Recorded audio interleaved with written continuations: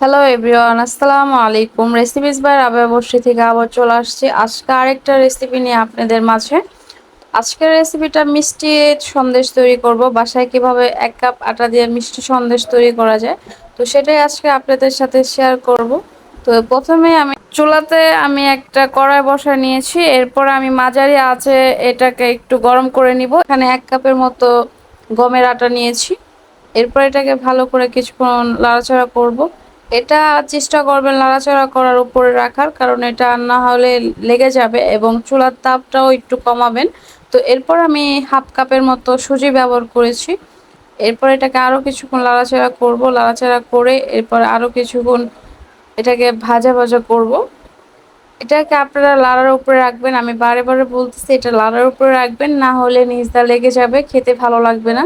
তো সেই ক্ষেত্রে একটু লাড়াচাড়া করার উপরে রাখবেন। এরপর চুলাটা একটু কমে রাখবেন।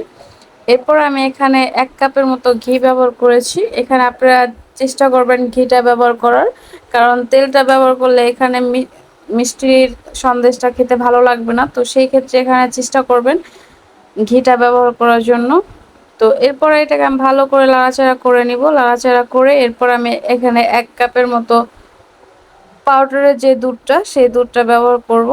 এরপর এটাকে আরও কিছুক্ষণ নাড়াচাড়া করে নিব, লাল করে ভেজে নিব। তো সেই ক্ষেত্রে আপনার কালারটা এখনও আমার আসে নাই, তো সেই জন্য এটাকে আমি ভালো করে নাড়াচাড়া করব।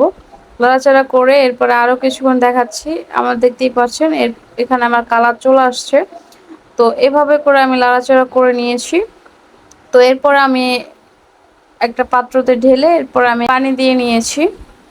তো এখানে পানিটা দেওয়ার পরে এরপর আমি এখানে 1 কাপের মতো প্রায় তালের মিঠাই নিয়েছি। আপনাদের কাছে খেজুরের মিঠাই থাকলে সেই খেজুরের মিঠাইটা দেওয়ার চেষ্টা করবেন। যদি মিঠাই না থাকে তাহলে চিনি দেওয়ার চেষ্টা করবেন 1 কাপের মতো। তো এরপরে এখানে আমি একটা এলাচের ফাঁকি করেছিলাম, ওটা দেওয়ার পরে এরপরে 1 চিমটির মতো লবণ দিয়েছি। এরপরে এটাকে একটা বলক চলে আসছে।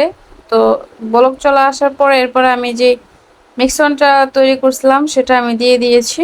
দিয়ে এরপরে ভালো করে লাড়াচাড়া করে নিব। লাড়াচাড়া করে যাতে এটার ভিতরে কোনো রকমের দলা পাকা না হয়, তো সেই ক্ষেত্রে এটাকে একটু ভালো করে লাড়াচাড়া করে নিব।